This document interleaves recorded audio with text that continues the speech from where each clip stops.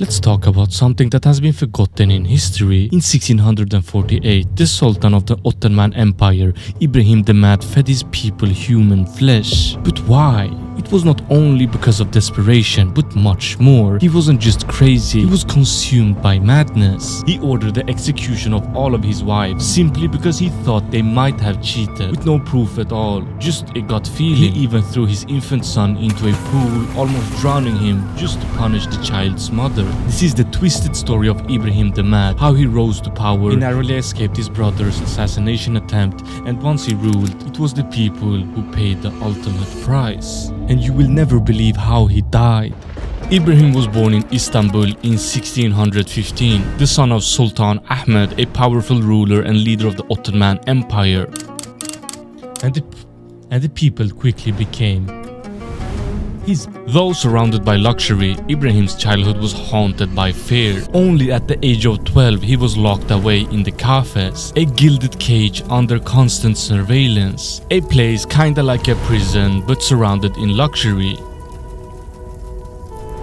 Ibrahim's death was approaching him. While the Kafes was lavish, it was also suffocating, a prison of comfort and torment. And the most tormenting thing of all, Ibrahim never knew whether he would live to rule or not, or quietly be eliminated. Not only was he entrapped physically but mentally as well. His future was uncertain. From an early age, Ibrahim grew to despise the Kafes. He saw it as deeply unfair. He was royalty, yet he lived like a prisoner. The Kafes quickly became his greatest enemy, at least in his own mind. Despite never showing signs of violence or rebellion, the brutal traditions of the Ottoman court offered no mercy. Ibrahim felt that the Kafes had stolen his childhood. Over time, the Kafes chipped away at his sanity, and when he finally did become Sultan, it would show how he had lost the plot completely. But before coming to that, Ibrahim had 8 brothers, but 2 of them would be more significant than the rest: Mufasa I and Murad IV. With Mustafa being the oldest, all 3 was confined for the same reason, to prevent them from threatening the throne. But Ibrahim, knowing he would be the last in line, slowly lost his grip on reality. He feared his brothers, especially Murad, who were cruel and harsh, often tormenting Ibrahim and making him feel powerless. Murad would even threaten Ibrahim's life, and Ibrahim felt betrayed by his own family. Ibrahim lived in constant fear, locked away in the Kafes, not knowing what the next day would bring. In 1617, Sultan Ahmed died while Ibrahim was still a child. His oldest son, Mustafa I, took the throne, but years of isolation had taken a toll on Mustafa. He was mentally unstable and unfit to rule. He focused on only personal luxury and ignored the needs of the empire. But soon, due to his incompetence, Mufasa I would be deposed and was now no longer the Sultan of the Ottoman Empire. He had failed to make his dad proud. Murad IV, the second brother, then became Sultan. Murad was ruthless and feared, but also considered one of the most effective Ottoman rulers. He would stop at nothing to see his empire thrive. Not even his own family was safe from his ambition.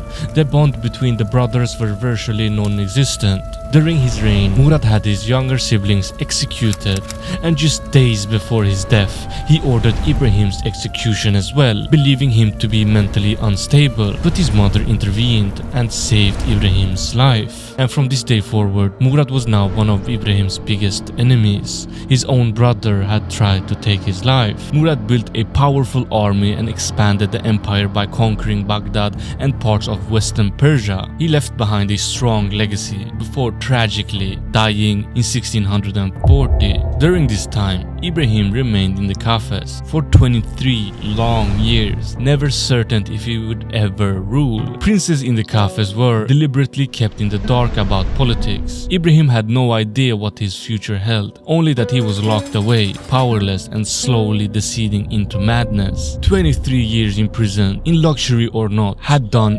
irreversible damage to Ibrahim. After Murad's death, court officials decided that it was finally Ibrahim's turn. They believed he was mentally stable enough to rule, but how wrong they were. Little did they know, Ibrahim would be remembered as one of the most monstrous rulers in Ottoman history. He would become ruthless, cruel, and wouldn't have no boundaries. And whispers even started to spread about him feeding his own people human flesh. but at first his reign showed promise. The empire briefly enjoyed a fragile peace. In the early years of his reign, Ibrahim surprised everyone. After years of isolation in the Kafes, imprisonment for royal heirs, few believed that he was fit to rule. But against all odds, he showed signs of being a thoughtful and compassionate leader. He reformed the corrupt tax system, erasing the burden on poor people and redirecting the funds to where they were most needed. He ordered the repairs of roads and bridges, breathing new life into the crumbling infrastructure. For a moment, the people began to hope. Perhaps this fragile, misunderstood man wasn't mad at all, but rather a victim of circumstance.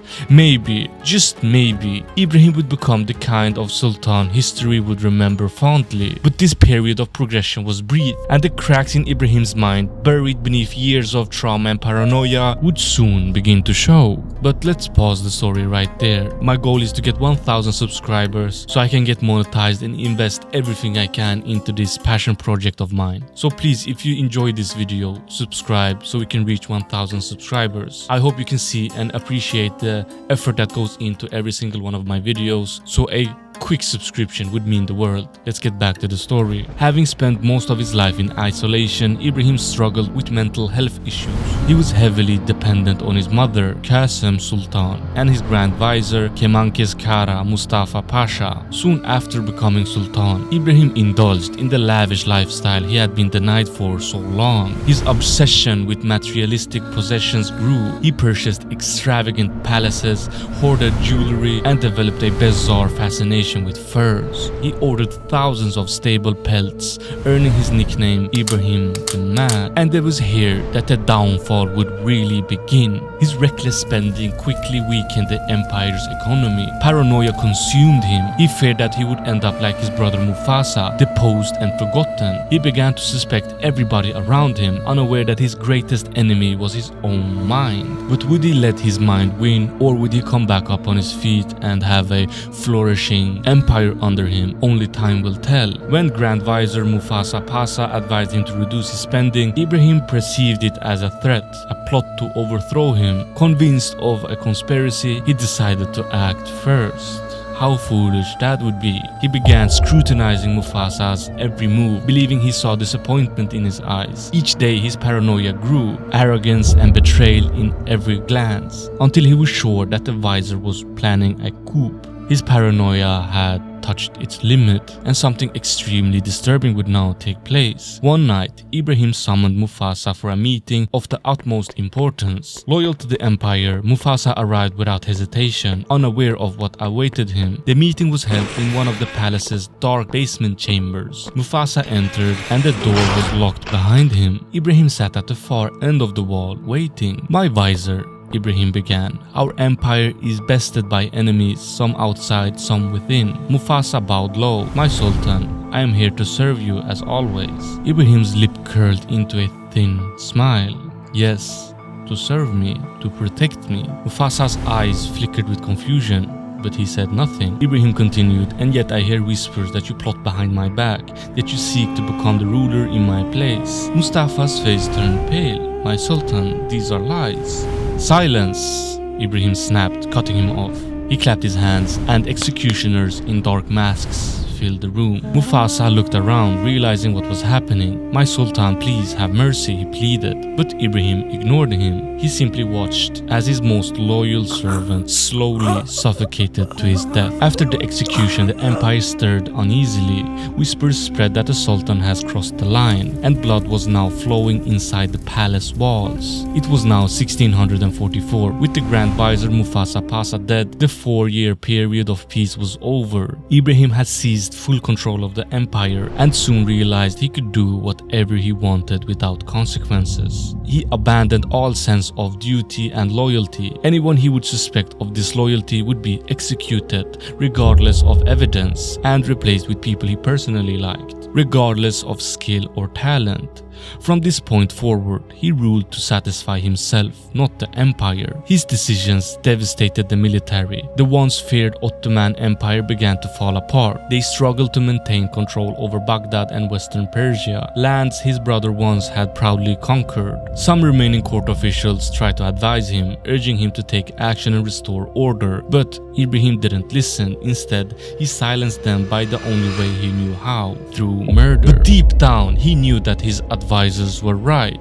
The empire was crumbling, and he needed loyalty from the royal elite to maintain power. But instead of earning it, he bought it. He gave them lavish gifts and enormous sums of money to generals and high-ranking nobles, hoping they'd protect his empire while he lived in descendants. His bribery worked, but only temporarily. Their bribery would also create a dangerous cycle. The generals began expecting gifts, and Ibrahim knew that if he failed to deliver, their loyalty would vanish. So he kept giving, further draining the empire's economy. While the common people suffered, his cruelty, neglect, and extravagant spending caused widespread poverty and unrest. As the years passed, the promising light that once surrounded Sultan Ibrahim began to fade, replaced by paranoia, instability, and cruelty. His mental state, already fragile from years spent in isolation, seemed to unravel with terrifying speed. Ibrahim surrounded himself with countless wives and concubines, indulging in lavish pleasures, while the court whispered about his erratic behavior behind closed doors.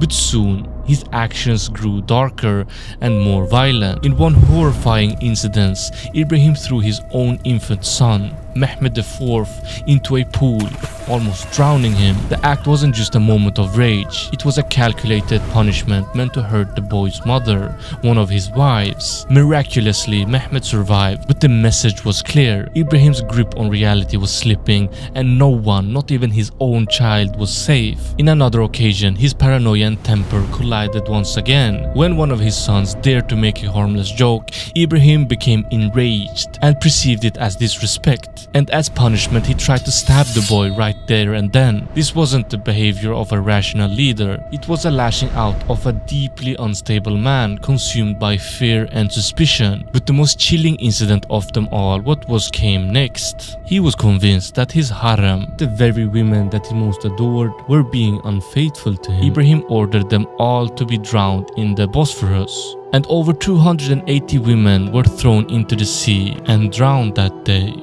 A consequence based on nothing else but the Sultan's own delusions. It was a massacre driven not by justice but madness. This marked the point of no return. The Sultan, who had once reformed taxes and built roads, had now become a tyrant, feared by his court, hated by the people, and lost within the chaos in his own mind. People saw him as not a ruler, but a madman obsessed with luxury and blind to his nation's suffering. At this point, he hosted a massive feast for the elite, tables filled with exotic meats and delicacies. Everybody seemed pleased, until rumors spread that the meat served was human flesh from Ibrahim's victims.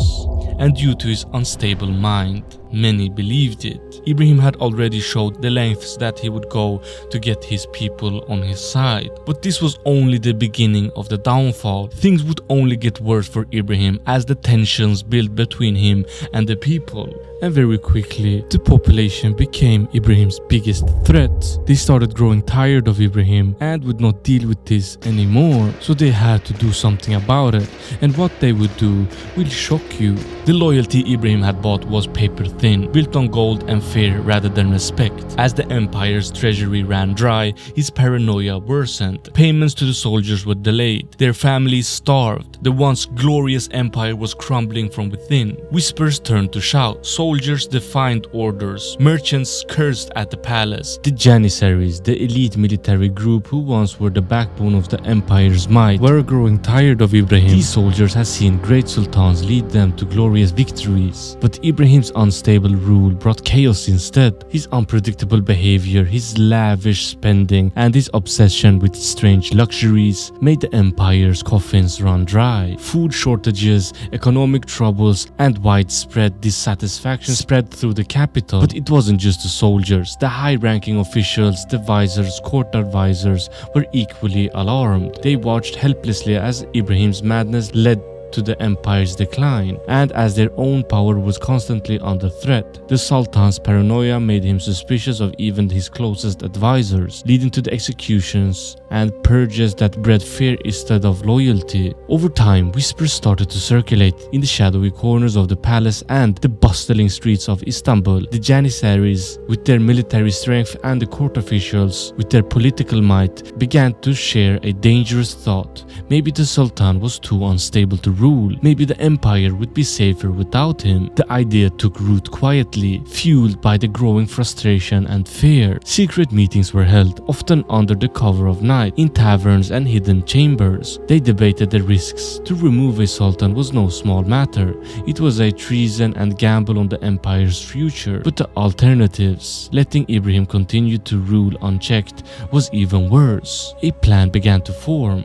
They would strike swiftly and decisively. The Janissaries, loyal to the empire but no longer to the man on the throne, would lead the charge. The high-ranking officials would provide the political cover, convincing other factions in the court that this was the only way to save the empire. On August 8th, 1648, the plan was set into motion.